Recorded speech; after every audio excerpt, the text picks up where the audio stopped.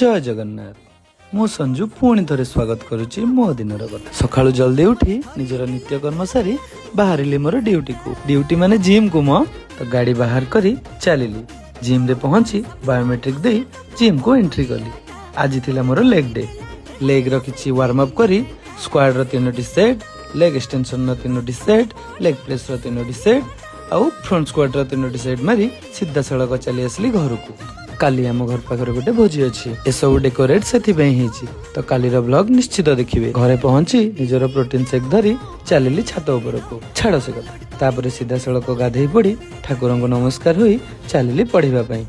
आउ किछि टाइम पढ़िया परे मम्मी डाकिला खाइबा पई